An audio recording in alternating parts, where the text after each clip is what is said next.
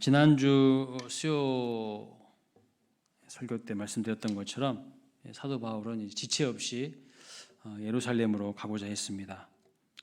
왜냐하면 예루살렘의 기근이 심해서 예루살렘 교회 성도들을 돕고자 하는 그런 마음 때문에 지체 없이 예루살렘으로 가기를 원했습니다. 그런데 돌아가는 길에 본인이 사역했던, 본인이 목회했던 에베소 근처를 지나가게 됩니다. 그런데 이 에베소에 직접 들어가서 에베소 교회 성도들 한 분 한 분 만나서 또 위로하고 격려하고 서로 따뜻한 교제를 하면 얼마나 좋겠습니까?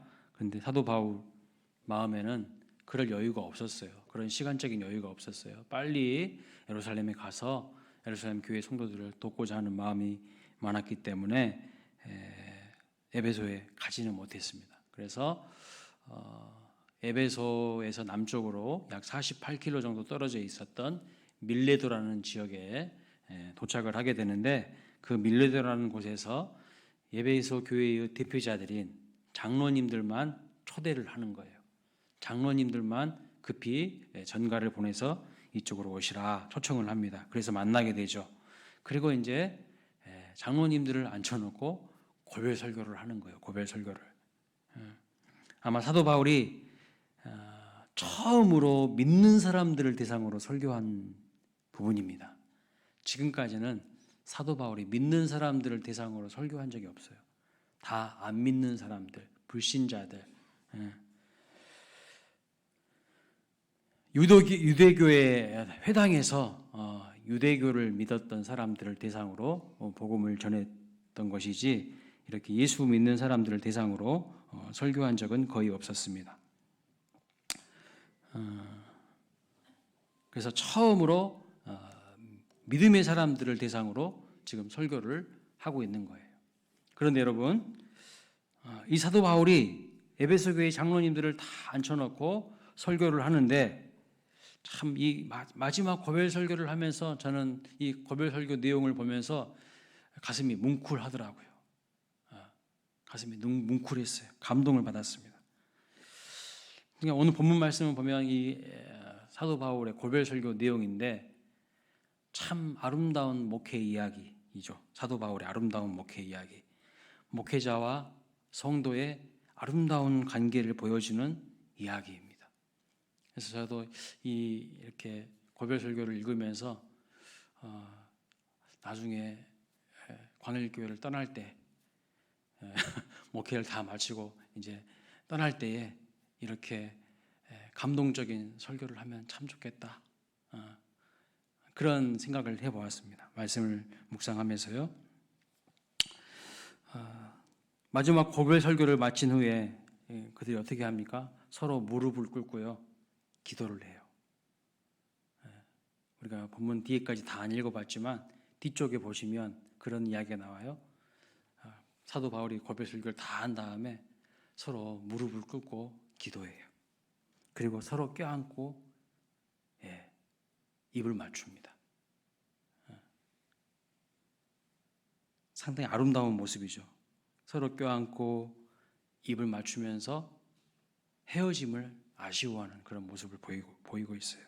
그러니까 너무나도 아름다운 관계였고 너무나도 아름다운 만남이었다는 것을, 서로 정말 주님 안에서 아름다운 동역자였다는 것을 보여주고 있죠.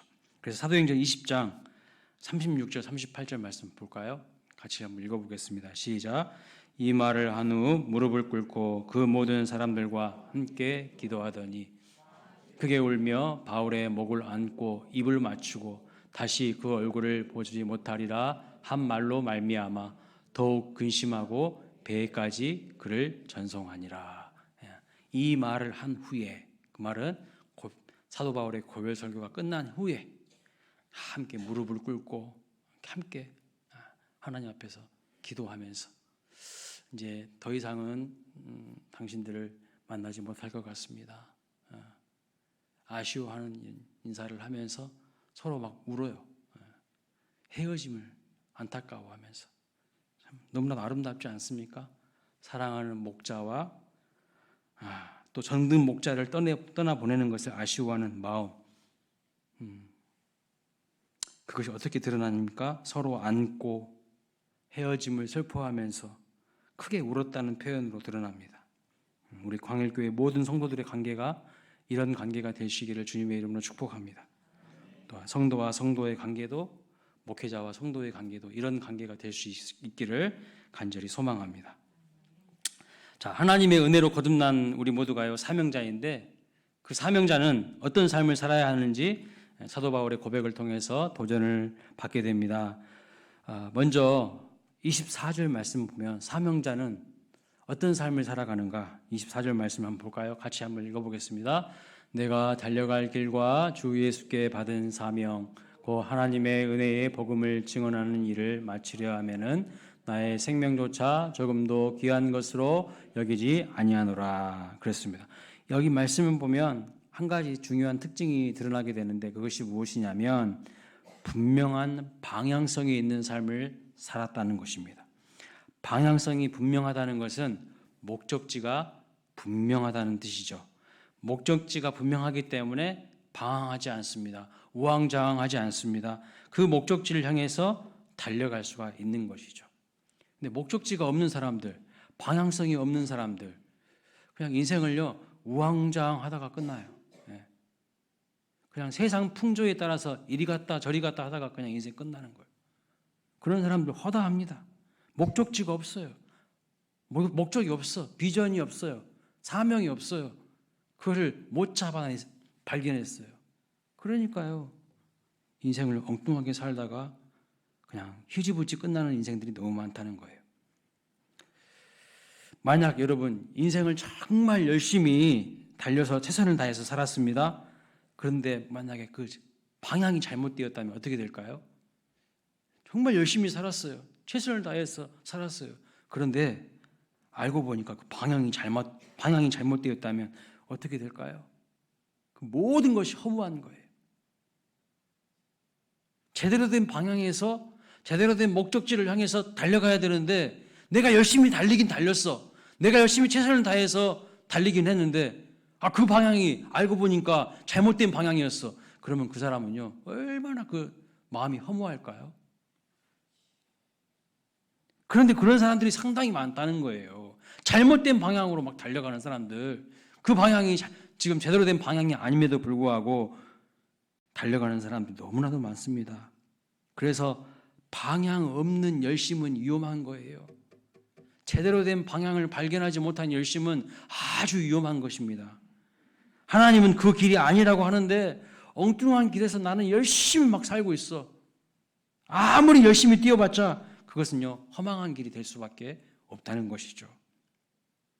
그런데 사도 바울은 제대로 된 방향을 발견하고 그 방향을 향해서 열심히 지금 달려갔다는 것을 고백하잖아요. 얼마나 의미 있는 인생이겠습니까? 얼마나 하나님 앞에 큰 상급과 복과 칭찬을 받았겠습니까? 제가요 어릴 적 초등학교 다닐 때 시골에서 살았는데, 하루는 눈을 감고 이 두 눈을 딱 감고 막 달리다가 옆에 있는 또랑에 팍 빠져버린 경험이 있거든요. 지금 생각해 보니까 왜 제가 눈을 감고 달렸는지 모르겠어요. 잘 생각은 안 나. 근데 분명히 눈 감고 달리다가 또랑에 빠진 기억은 있어요. 그래가지고 옷 다 버리고 옷이 물이 젖은 채로 집에 갔는데 어머니한테 엄청 혼났던 기억이 아직도 머릿속에 있습니다. 뭐예요? 방향이 없는 사람은요 이렇게 엉뚱한 데로 가서 낭패를 보게 된다는 거예요. 믿음의 눈을 똑바로 뜨고 똑바로 주님 바라보면서 사명의 길을 걸어가야 된다는 말씀이죠. 근데 많은 사람들이요 두 눈은 뜨고 있는데 영안은 다 어두워져서 자기가 어느 방향으로 가는지도 몰라요. 그리고 나중에 이제 후회해. 나중에. 그래서 열심만이지 방향 설정이 잘못된 인생은 가장 위험한 인생이고요. 인생 낭패를 보게 되는 것이죠. 방향 설정이 잘못되어 있는데 열정이 넘친다. 그 사람은요 위험한 사람이에요. 누군가가 브레이크를 한번 밟아줘야 돼요. 계속 그 잘못된 길로 가고 있는데 그것을 아무도 브레이크를 안 밟아주는 사람이 안 밟아준다면 그래서 인생은 망하는 인생이죠. 그래서 여러분 주변에 누군가가 잘못된 방향으로 계속 간다, 보고만 있으면 안 돼요. 그 잘못된 것이라고 이야기를 해줘야 돼요. 그것이 진짜 친구죠. 그것이 진짜 동역자죠. 잘못된 길로 막 가고 있는데도 그래 잘 간다, 아무 말도 안 해요. 방치예요. 그건 잘못된 것입니다. 아주 불행한 사람이고요, 위험한 인생이 될 수가 있어요. 자, 그런데 사도 바울은 주 예수께 받은 사명을 위해서 달려간다, 이렇게 고백하고 있는 것이죠. 사명을 위해서 달려갑니다. 또 빌립보서 3장 14절 말씀 보면 무엇이라고 말합니까? 푯대를 향해서 위에서 부르신 그 부르심의 상을 향하여서 달려간다, 이렇게 고백합니다. 그러니까 방향 설정이 제대로 되어 있는 인생이라는 것을 이야기하는 거예요. 자, 여러분, 이런 사명이 없으면 어떻게 될까요? 사명이 없으면요, 방향이 없는 거예요.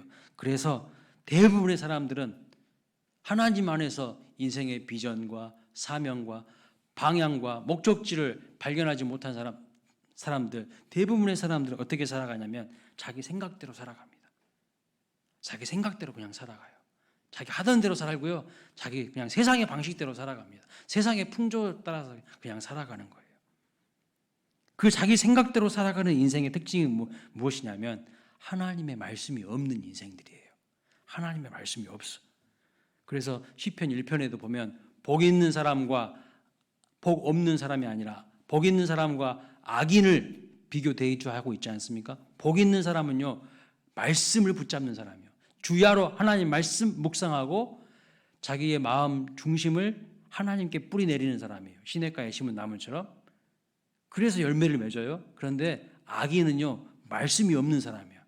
자기 멋대로 그냥 살아가는 사람이고요, 자기 생각대로 살아가, 그냥 풍조대로 살아가. 세상 유행과 풍조대로 오른쪽으로 세상 유행이 바람이 불면 그쪽으로 쑥 갔다가 또 왼쪽으로 바람이 훅 불면 또 그쪽으로 쑥 갔다가, 뿌리가 없어. 말씀에 뿌리가 없어. 그래서요, 사정없이 흔들리다가 그냥 인생 끝나요. 불행한 사람들이죠. 말씀이 없는 사람들이에요. 여러분, 큰 바다를 향해 가는데 나침판이 없다면, 자기 위치와 가야 할 목적지를 알려주는, 그 방향성을 알려주는 나침판이 없다면 어떻게 될까요? 큰일 나는 거죠. 하나님의 말씀이 없는 인생이 바로 자기 생각대로 살아가는데, 그 자기가 생각하는 삶을 향해서 살아가는 사람들에게 누가 다 접근해 오냐면요, 마귀가 접근해 옵니다. 마귀가 접근해 와서 생각을 싹 심어줘요.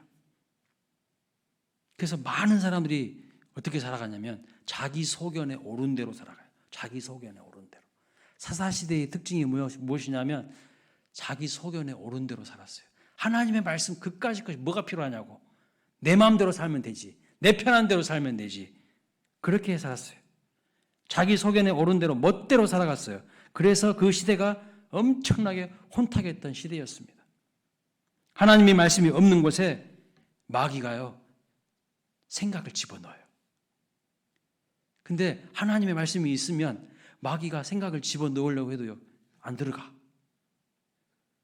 근데 하나님 말씀이 없는 사람들은 마귀가 그냥 사정없이 거기다가 자기 생각을 집어넣는 거예요.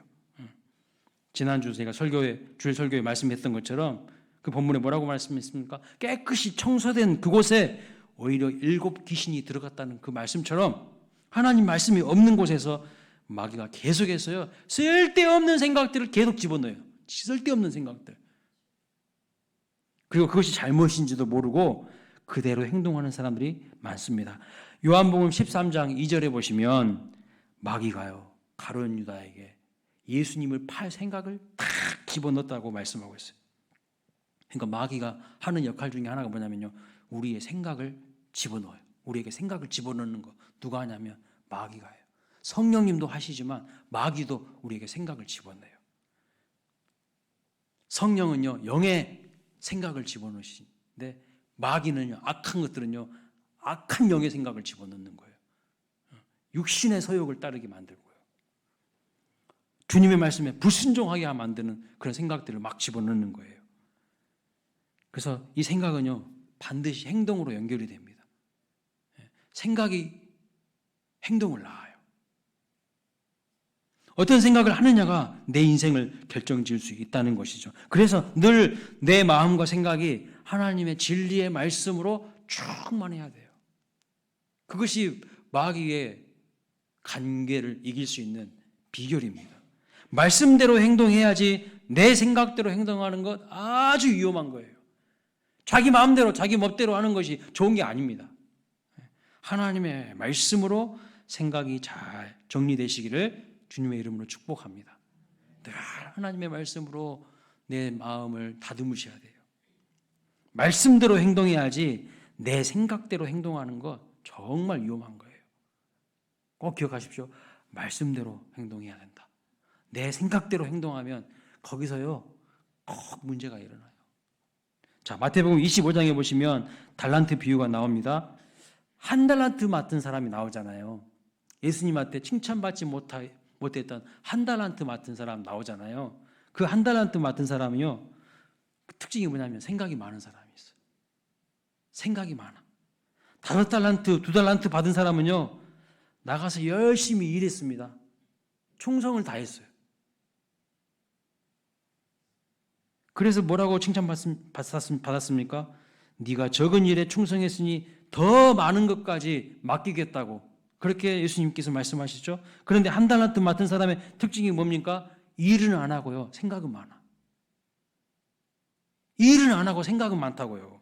그래서 주인에 대해서도 오해합니다. 주인을 오해해. 어떤 오해를 합니까? 거기 25장 24절 말씀 보면 이런 말이 나와요. 같이 읽어볼까요? 시작. 주인은 굳은 사람이라 심지 않은 데서 거두고 해치지 않은 데서 모으는 줄 내가 알았으므로 그랬습니다.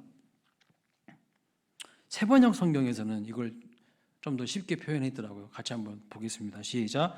주인님, 나는 주인이 굳은 분이시라 심지 않은 데서 거두시고 뿌리지 않은 데서 모으시는 줄을 알고 무서워하여 물러가서 그 달란트를 땅에 숨겨두어 보십시오. 여기에 그 돈이 있으니 받으십시오.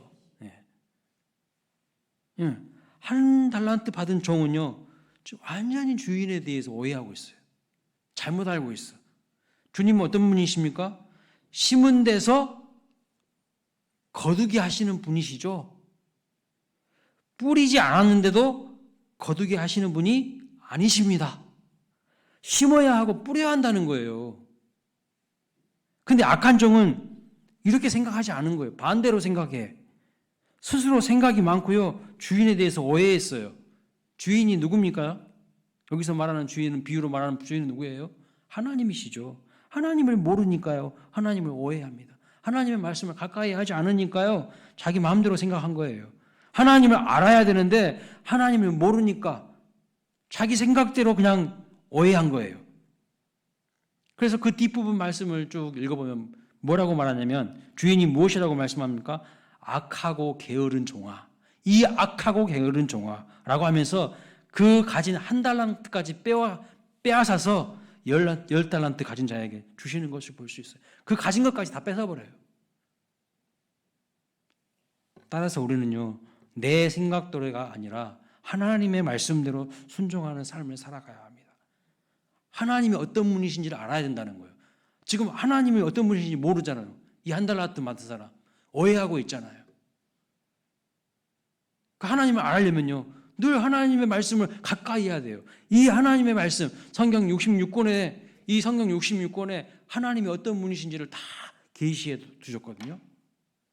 그러니까 늘 하나님의 말씀을 묵상하고 하나님의 말씀을 사랑하고 하나님의 말씀을 가까이 할 때 하나님을 깊이 알게 되고요.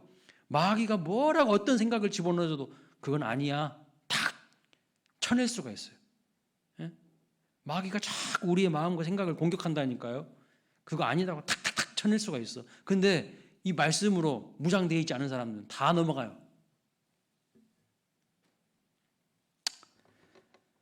자, 그런데요, 이 명확한 삶의 방향을 가지고 사명자의 길을 걸어가다 보면 무엇이 있다고 말씀합니까? 오늘 본문 23절에도 보시면 오직 성령이 각성해서 내게 증언하여 결박과 환난이 나를 기다린다 하시나 이렇게 말합니다. 결박과 환난이 있다는 거예요. 사명자의 길을 걸어갈 때에 결박과 환난이 있다는 것입니다. 그런데 그 결박과 환난을 회피하지 않고 그럼에도 불구하고 묵묵히 그 사명의 길을 가다 보면 세 가지의 능력을 얻게 된대요. 세 가지 능력. 우리 모두가 여기 앉아 계신 모두가 다 하나님 앞에서 사명을 받으신 분들이라고 저는 믿습니다. 그래서 사명자의 길을 누가 뭐라 해도 끝까지 묵묵히 걸어가셔야 되는데 그 사명자의 길을 묵묵히 걸어가다 보면 하나님이요 세 가지 능력을 우리에게 주신대요. 사도 바울이 그걸 고백하고 있어요. 구체적으로 어떤 능력일까요? 19절 말씀 보세요. 이렇게 말합니다. 모든 겸손과 눈물이며 유대인의 관계로 말미암아 당한 시험을 참고 주를 섬긴 것과 여기서 세 가지가 다 들어가 있어요. 첫 번째 능력은 뭐냐면요. 모든 겸손이에요. 두 번째는 눈물이고요. 세 번째는 인내입니다. 이게 능력이에요. 이게 능력이에요. 여러분 여기 겸손이 뭘까요? 겸손. 모든 겸손이며 그랬어요. 겸손이 뭘까요? 보통 겸손하면요. 소극적인 의미에서 자기 자신을 낮추는 것이라고 생각하는 경향이 많이 있습니다. 그런데 겸손의 진정한 의미는 자기 자신을 낮추는 것이 아니라 하나님을 높이는 거예요. 하나님을 높이는 것이 겸손인 거예요. 그러니까 하나님을 높이다 보면요. 자기 자신이 자꾸 낮아지게 돼 있어요. 근데 하나님을 높이지 않아요. 하나님을 높이지 않으면서 자기 자신을 억지로 낮추려는 모습이 오히려 더 교만한 모습일 수가 있다는 겁니다. 겸손은 자기 인식이 아니라 자기 인식이 가능하도록 먼저 하나님을 인식하는 거예요. 하나님을 두려워할 줄 아는 거예요. 그게 겸손이거든요. 그러니까 하나님이 나를 보고 계신다. 하나님이 이렇게 하시는 것을 좋아하시니까 내가 그렇게 하겠습니다. 하나님이 이렇게 하시는 것을 싫어하시니까 내가 그렇게 하지 않겠습니다. 이렇게 이 사람이 바로 겸손이 뭔 줄 아는 사람이죠. 무조건 자기 자신을 낮추는 사람은요. 위선자일 수 있습니다. 속에는요. 교만이 탁 또아리를 틀고 있어요. 항상 모든 일을 결정할 때 하나님의 뜻을 구하는 사람이 겸손한 사람이에요. 근데 자기가 다 결정해. 자기가 다 마음대로 해. 그 사람은 겸손의 겸자도 모르는 사람이에요. 기도도 하지 않고 자기 생각대로 결정하고 하나님 의식하지 않고 하나님 두려워하지도 않고 그렇게 살아가는 사람이 무슨 겸손입니까? 교만한 사람이죠. 내가 내 인생의 주인이 아니고 하나님이 내 인생의 주인이시고 나는 그분의 종입니다. 라는 자세와 마음의 태도를 가지고 살아가는 사람이 겸손한 사람인 거죠. 나는 사라지고 내 인생을 통해서 주님만 높이겠습니다. 이런 마음으로 충만한 사람이 겸손한 사람입니다. 그러니까 어떤 사람이 겸손한 사람이 될 수 있을까요? 나의 자아를 십자가에 못 박아. 나의 자아를 십자가에 못 박는 사람이에요. 그리고 성령의 충만함을 구하는 사람. 이 사람이 겸손한 사람이죠. 성령의 충만함이 뭐라고 말씀드렸습니까? 성령께서 나를 다스리시고 지배하시는 것이 성령 충만이에요. 내가 내 인생의 드라이브, 운전대를 잡고 있는 게 아니라 성령께서 내 인생의 운전대를 잡고 계시는 거예요. 그렇게 내어드리는 사람. 성령은요, 강압적이지 않거든요. 자유의지를 주셔서 우리가 기꺼이 성령 하나님께 내 인생의 왕자를 내어드리고 내 인생의 운전대를 내어드리고 우리 자발적으로 그렇게 하기를 원하시거든요. 이런 사람이 겸손한 사람인 거죠. 그런데 많은 사람들이요, 겸손을 오해하고 있어요. 특히 우리나라 사람들은 겸손을 상당히 오해하고 있어요. 유교적 겸손을 겸손으로 오해하고 착각하고 있어요. 성경에서는 그런 겸손을 겸손이라고 이야기하지 않아요. 우리는 유교적인 문화 속에 있었기 때문에 유교적인 겸손을 겸손으로 착각하고 있어요. 성경에서 말씀하시는 겸손은 그런 겸손이 아닙니다. 유교적 겸손은 어떤 겸손이냐? 자꾸 외향적인 것에 치중해요. 외향적인 것에 포커스를 두면서 이야기를 합니다. 그래서 말도 조용조용하게 하고 허리도 좀 약간 구부정하게 굽히고 걸음도 좀 천천히 걷고 약간 유약한 모습으로 살아가는 사람을 겸손한 사람인 것처럼 오해하고 있어요. 절대 성경은 그런 사람을 겸손하다고 말하지 않습니다. 그런 것을 뭐라고 하시는지 아십니까, 여러분? 그렇게 외향적으로, 이미지적으로 조금 이렇게 약해 보이고 이렇게 그렇게 보이는 사람을 뭐라고 하시지 않습니까? 성경에서 일부러 겸손한 것이라고 표현하고 있어요. 일부러. 제 이야기가 아니라 골로새서 2장 18절 말씀 보세요. 이렇게 말합니다. 아무도 꾸며낸 겸손과 천사 숭배를 이유로 너희를 정죄하지 못하게 하라. 꾸며낸 겸손이라고 말하고 있어요. 꾸며낸 겸손. 속에는 교만기가 가득 차 있어. 근데 겉으로만 겸손한 척하는 거예요. 하나님 의지하지도 않아. 하나님 의식하지도 않아. 자기 모든 결정 자기가 알아서 다 해. 말씀 무시해. 꾸며낸 겸손이래. 꾸며낸 겸손. 그런데 이 꾸며낸 겸손이라는 단어를요, 우리 과거 옛날 개역 한글 성경에는 뭐라고 말하고 있는지 아십니까? 이렇게 말씀하고 있어요. 누구든지 일부러 겸손함과 일부러 겸손함과 천사 숭배함을 인하여 너희 상을 빼앗지 못하게 하라. 일부러 겸손하는 거래요. 일부러. 진짜 겸손이 아니래. 한마디로 말하면 가짜 겸손이라는 거예요. 꾸며낸 겸손, 일부러 겸손 이런 거 하지 말라는 겁니다. 진정한 겸손이 뭡니까? 하나님을 두려워하는 거예요. 하나님을 하나님으로 인식하는 사람인 거예요. 하나님의 권세와 능력을 제대로 아는 사람입니다. 그러니까 하나님 앞에서 겸손한 척 하는 것이 아닙니다. 사람들 앞에서 보여주는 겸손, 그 겸손 아니라는 거예요. 사도 바울의 겸손은 이렇게 외형적인 겸손이 아니었습니다. 그냥 이미지가 겸손한 게 아니었어요. 그 마음 중심이 겸손한 거예요. 하나님을 두려워하는 거예요. 다른 사람들은 두려워하지 않아요. 세상은 두려워하지 않아요. 하나님을 두려워해요. 이게 진짜 겸손한 사람이에요. 진정 하나님을 두려워할 줄 아는 사람이었다는 뜻입니다.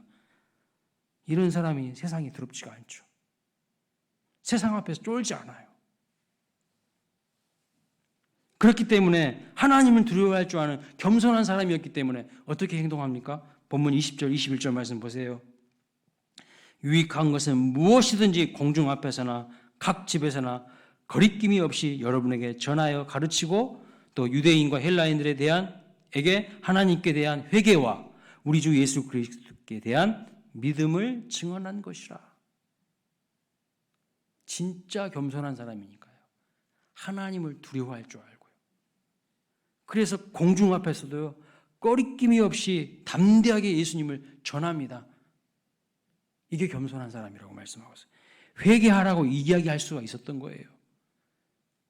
누가 회개하라고 함부로 사람들한테 이야기할 수 있습니까? 아무 말도 못하고 부드럽고 유약한 모습으로 살아가는 것이 겸손한 게 아니라는 거예요. 자꾸 우리는 아무 말도 못하는 사람, 내향적인 사람, 조용한 사람, 이걸 겸손으로 착각하고 있어. 그거 아니라는 거예요. 그거 아니라는 거. 분명 약한 사람처럼 보일지라도 하나님을 가슴에 모신 사람이요, 강한 사람이고요. 그 사람이 겸손한 사람인 거예요. 세상이 두렵지 않고 하나님을 경외하는 겁니다. 사도 바울은 겸손한 사람인데 이 사람은요, 세상 사람들 말에 고분고분한 사람이 절대 아닙니다. 조용조용한 사람이 아니에요, 사도 바울은. 자, 겸손이 어떤 것인지 아시겠죠? 근데 본인은 이렇게 고백하고 있는 거예요. 모든 겸손과 눈물과 오래 참음으로 하나님께서 맡겨주신 사명을 감당했다고 고백하잖아요. 겸손이 어떤 것인지 이해가 되십니까? 주님만 바라보는 거예요. 주님만 두려워하는 거예요. 주님의 종이 된 사람입니다. 세상 앞에서는요, 기죽지 않은 사람이에요. 자, 복음서에 보면 베드로가 대단히 교만한 모습으로 나올 때가 많이 있거든요. 복음서에 보시면 아직 베드로가 진짜 거듭나기 전이에요. 진짜 예수님 만나서 예수님의 십자가와 부활을 경험하고 마가의 다락방에서 성령을 받기 이전에 이 복음서에 나타난 베드로와요, 사도행전에 나타난 베드로, 이 서신서에 나타난 베드로는요, 완전히 다른 모습입니다. 근데 이 복음서에 나타난 베드로의 모습은 어떤 사람이냐면 자기 의에 충만하고 열정이 대단한 사람인 것처럼 나와요. 그런데 베드로전서 5장 5절에 보시면 베드로가 이렇게 이야기하거든요. 서로 겸손으로 허리를 동이라. 서로 겸손으로 허리를 동이라. 이렇게 말합니다. 옛날 그 베드로가 살았을 당시에 그 유대인들의 복장을 보면요, 옷이 통으로 돼 있어요. 통으로. 위에서부터 아래까지 통으로 돼 있어요. 그래서 큰 도포 같은 것을 입었다고 합니다. 그래서 일을 하려면 어떻게 해야 되냐면 허리를 띠로 동여야 되는 거예요. 허리를 동여야 돼. 허리띠로 딱 묶어야 안정감이 있습니다. 그러니까 일을 할 때도 허리를 묶어야 힘을 쓸 수가 있죠. 무슨 말이냐면 겸손이라는 끈으로 꽉 묶지 않으면 옷이 헐렁헐렁해서 우스운 꼴이 된다는 거예요. 망신을 당하게 된다는 것이고 일을 제대로 할 수 없다는 것을 의미하게 됩니다. 그러니까 허리를 묶지 않으면 일을 못하게 돼요. 그래서 여러분 겸손이 뭐냐면요. 묶어버리는 것이 겸손이에요. 겸손이 뭐냐면 묶어버리는 거예요. 나를 묶어버리는 거예요. 나의 자랑거리, 나의 까부는 모습들 이런 거 다 묶어버리는 거예요. 성령으로 묶어버리는 거예요. 자꾸 손이 교만하면요. 손을 묶어야 됩니다. 입이 나불나불 거리면요. 그 입을 묶어야 돼요. 시기질투라는 것도 교만한 마음인데 그 교만한 마음으로는 절대 은혜 받을 수가 없거든요. 베드로 사도가 철이 들고 예수님의 십자가 부활을 경험하고 성령을 경험한 후에 변화되었어요. 그 전에는요 교만기가 가득했어요. 나대는 사람이었습니다. 하나님 두려워할 줄 모르고요 자기 열심에 충만했던 사람입니다. 예수님이 십자가에 져야 된다니까 예수님한테 멱살 잡고 항의했던 사람이에요. 절대 그럴 수 없다고. 그런데 변화되어서 뭐라고 말합니까? 특별히 공동체를 향하여서 겸손으로 너희 허리를 동이라고 이렇게 말하는 사람으로 바뀐 거예요. 겸손이 무엇인가? 겸손은 하나님을 높이고 나의 높아진 마음과 교만한 것들을 묶어버리는 거예요. 이렇게 겸손한 인생이 되면 어떻게 될까요? 하나님은요 교만한 자를 대적하시지만 겸손한 자에게는 많은 은혜를 부어주십니다. 사울은 교만한 인생이었기 때문에 결국은 하나님 앞에 버림받고 폐위당하고 말았어요. 다윗은 하나님 앞에서 항상 하나님을 의식하는, 하나님을 두려워할 줄 아는 겸손한 인생이었기 때문에 그를 계속 하나님이 높이시는 것을 볼 수 있어요. 나중에 실수해서 범죄했는데도 다윗이 계속해서 그의 왕권이 유지되고 그럴 수 있었던 이유가 뭐예요? 하나님 두려워해서요. 나단 선지자가 죄를 지적할 때 바로 그 앞에서 엎드렸어. 교만한 사울왕 같았으면 어땠을까? 집까지 가시 뭔데 나한테 이래라 저래라야? 시골 촌뜨기 저 선지자, 저 시골 촌교회 목사가 나한테 나는 제 제국의 왕인데 와가지고 뭐라고 하는 거야? 지도 새도 모르게 죽여! 그럴 수 있지 않겠습니까? 근데 다윗은 그런 사람 아니에요. 왕위가 중요한 게 아니라 주의 성령이 나를 떠나는 것을 두려워하는 사람이야. 하나님을 두려워할 줄 아는 사람이었던 거예요. 겸손한 인생이었기 때문에 하나님이 그를 계속 높이시는 거예요. 하나님을 높이고 나보다 남을 더 높이는 겸손한 인생 살아가시는 저와 여러분 되시기를 주님의 이름으로 축원합니다. 자, 사명자의 길을 걸어가면 또 한 가지 능력을 주시는데 그것이 무엇이냐면요. 눈물이에요. 눈물. 제가 제일 부러워하는 성도님들, 제가 제일 부러워하는 목사님들이 누구냐면 눈물 많으신 분들이에요. 눈물 많으신 분들. 가끔씩 저도 기도하다가 하나님 막 눈물을 주시고 설교하다가도 가끔씩 울컥할 때가 있고 그러는데 정말 보면 기도하시다가 우시고 설교하시다가 우시고 또 상담하시다가 우시는 그런 분들이 저는 너무 부럽습니다. 우리 수요 예배 때도 대표 기도하시는 우리 권사님들, 집사님들 가끔씩 앞에서 나와서 기도하시는데 막 울컥울컥 하시죠. 그게 너무 부러워요. 그거 성령이 주시는 마음이거든. 그 하나님의 은혜가 있다는 뜻이거든. 아무나 눈물을 흘릴 수 있는 게 아닙니다. 신대원 1학년 때는요 뭐라고 하냐면 다들 열정이 대단해요. 목사님들 같다 그래. 근데 졸업할 때쯤 되면 다 열정이 시들시들해가지고 잡사로 바뀐다고 그래요. 우스갯소리입니다. 우리 가슴이 살아있어야 되는데 머리만 너무 냉철해져 있어요. 머리만 너무 냉철해져 있어. 가슴이 살아 움직이는 사람이 돼야 되는데요. 그래서 우리 교회가 정말 눈물이 있는 교회가 되길 원합니다. 눈물이 사라지면요 팍팍해요. 햇빛만 맑은 날만 계속 되고 햇빛만 계속 쨍쨍하게 쬐면요 사막화가 된대요. 사막화. 지금 우리나라도 저 남쪽에 보면 비 오지 않아가지고 지금 난리잖아요. 지금 난리예요. 우리는 수원 사니까 그나마 잘 모르시는 것 같은데 저 남쪽은 지금 난리요. 물이 없어가지고요. 비가 안 와서. 큰일입니다. 눈물 없는 강팍한 인생들 되면 안 되거든요. 내 마음속에 눈물이 있어야 돼요. 그러니까 하나님, 여러분 기도하십시오. 하나님, 제 눈에 주의 눈물 채워주십시오. 그리고 저를 위해 중보하실 때도 목사님의 가슴이 살아있게 해달라고, 목사님 마음에 눈물이 가득할 수 있게 해달라고 기도해 주시면 좋겠습니다. 옛날에 남편 만나가지고 결혼해서 시집살이 하던 그 시절에 살았던 그 여자분들이, 나이 많으신 우리 할머니 뻘 되시는 분들,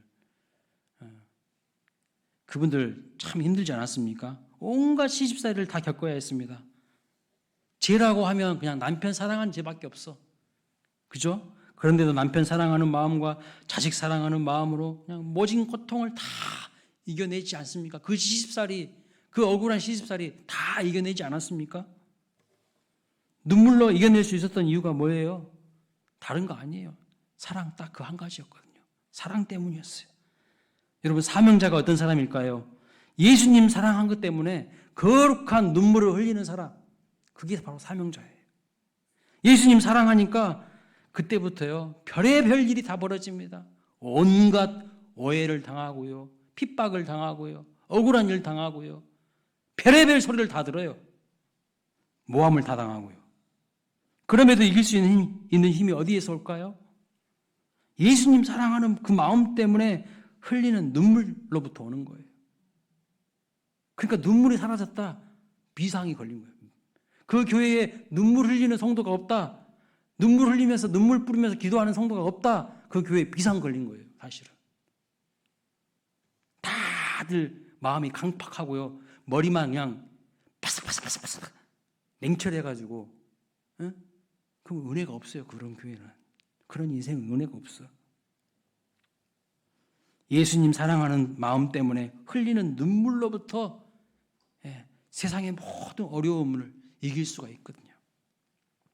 여러분, 근데 여러분들이 아는 사도 바울은 어떤 사람이십니까?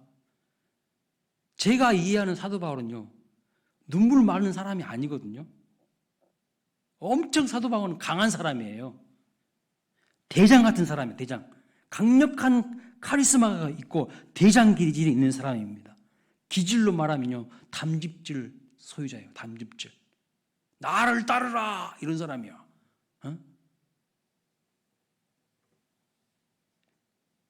성격적으로 눈물 많은 사람이 아니에요.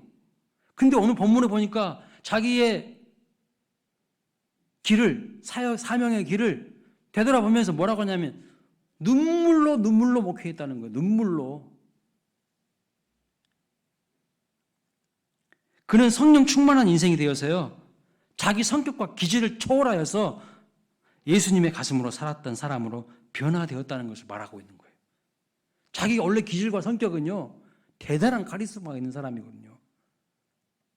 목표 중심의 사람이에요. 일 중심의 사람이에요. 그러니까 2차 전도 여행 때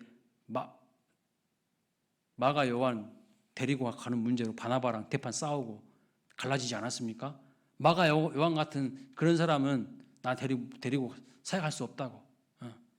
얼마나 지금 선교 여행 가는 것이 힘들고 어려운 일인데 저렇게 어영부영하고 삔질삔질 말 안 듣는 저런 사람 데리고 내가 선교 가면 힘들다고, 못한다고 그러지 않았습니까? 대단한 기질이 있는 사람이에요. 그럼에도 불구하고 하나님이 그를 다듬으셔서 인간의 기질과 성격을 초월하여서 성령의 사람으로 그에게 눈물을 주시고 가슴으로 살았던 사람이라는 것을 말씀하고 있는 것이죠. 그래서요, 성경을 구체적으로 살펴보면 사도 바울이 눈물을 흘렸다는 표현이 군데군데 아주 많아요. 가슴이 살아있는 사람이에요. 저를 포함한 우리 모든 광일교회 성도님들도 거룩한 눈물이 좀 회복되시기를 주님의 이름으로 축복합니다. 우리 모두가 영혼을 향한 사랑의 눈물이 가득한 따뜻한 마음의 소유자가 되시기를 주님의 이름으로 축원합니다. 그래서 여러분 따뜻한 마음을 갖도록 좀 찬양도 개인적으로 좀 들으시고요. 좀 책도 좀 보시고요. 그러셔야 돼요. 영화도 좀 보시고요. 너무 마음이 강팍해지지 않도록 내 마음 관리를 잘 하셔야 돼요. 저 같은 경우는 드라마 볼 때 어느 날 드라마 보고 있는데 눈물이 영화 보고 있는데 막 눈물이 슉 나더라고요. 자, 마지막으로 무엇이냐면 세 번째가 인내입니다. 인내. 사명자의 길을 걸어가는 사람들에게 주시는 하나님의 능력은요, 오래 참는 능력을 주셔요. 그래서 고린도전서 13장에 보시면 사랑의 특징을 뭐라고 합니까? 첫 번째가 오래 참는 거라고 말해요. 오래 참는 거.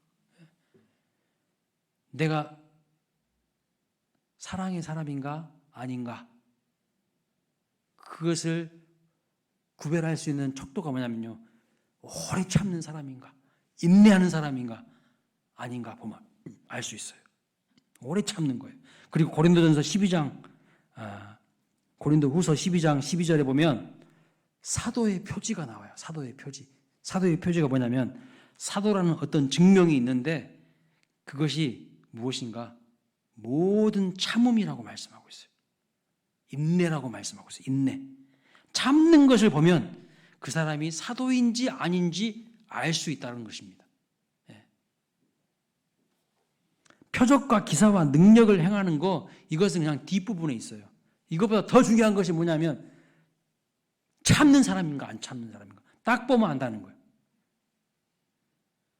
표적과 기사와 능력은 하나님이 주시면 행할 수도 있고 행하지 못할 수도 있어요. 근데 모든 참는 것은요, 모든 사도에게서 공통적으로 나타나야 될 중요한 기본적인 자질이에요. 그래서 인내하고 참고 한결같은 모습으로 끝까지 가는 사람이 바로 하나님의 사람이라는 것을 말씀하고 있습니다. 이것이 바로 사명자에게 주시는 능력이에요. 우리 모두가 서로에게 오래 참을 수 있기를 주님의 이름으로 축복합니다. 우리 사랑하는 광일교회, 저를 포함한 모든 성도님들은 사명자의 길을 걸어가시기를 주님의 이름으로 축복합니다. 그래서 방향도 목적도 없이 허망한 것을 쫓아가는 인생이 되지 마시고 주님의 부르심 따라서 모든 겸손과 눈물과 오래 참음으로 인내로 사명자의 길을 끝까지 걸어가시기를 주님의 이름으로 축원을 드립니다. 아멘. 우리 다 함께